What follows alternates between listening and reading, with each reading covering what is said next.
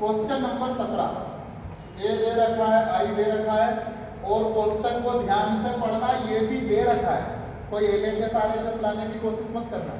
ये भी दे रखा है, ये दे रखा है, ये दे रखा है, ये भी दे रखा है और हमें के की वैल्यू निकालना है। किसकी वैल्यू निकालना है? के की वैल्यू निकालना है। तो अब कैसे निकालेंगे? तो देखो ये क्या लिखा, तो ए स्क्वायर लिखा, तो इस ए को 2 बार लिख दूं क्या? लिख दूं ए को 2 बार? 3 - 2 4 - 2, फिर 3 - 2 4 - 2। ये ए स्क्वायर का मतलब ए को 2 बार लिख दिया। फिर ये के, चलो ये ए लिखा है तो ए की जगह ये 3 - 2 4 - 2, फिर ये क्या लिखा -2। फिर आई का मान विकर्ण में 1 1 होना चाहिए। तो अब ये तो खाली 2 पंक्ति वाला है, ये 2 पंक्ति वाला है तो 1 0 0 1, विकर्ण में 1 1 आ गया समझ में? तो अब गुणा कैसे करते हैं? गुणा कैसे करते हैं? ये जो पंक्ति है इसका सभी कॉलम में, तो इस पंक्ति का इसमें करो 3 तिया -2 का 4 में -8। अब इसी पंक्ति का इसमें करो 3 गुना -2 का -2 में +4। अब इस पंक्ति का इसमें करो 4 3 -2 का 4 में -8। अब इस पंक्ति का इसमें करो 4 गुना 8 माइनस का और -2 का -2 में +4। कर लोगे?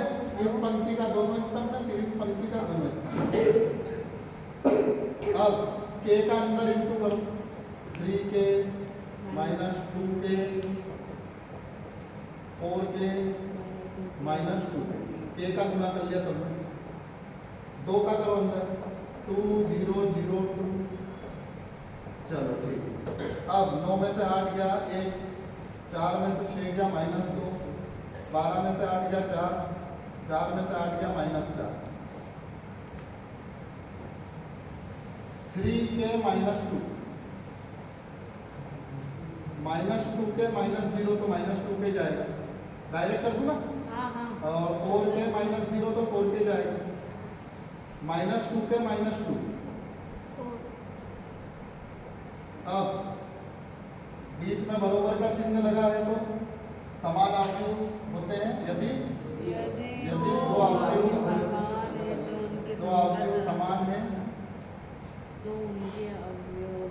तो उनके संगत अवयव भी समान होंगे।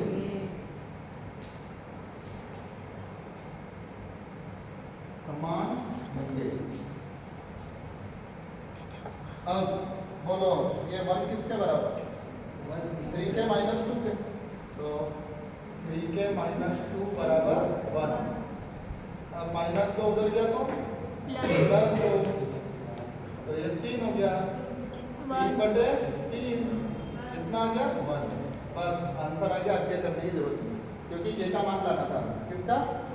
तो ये 1 इसके बराबर, इसको और इसको बराबर कर लिया, ये उधर गया तो 1 3 3/3 आ गया पूरा समझ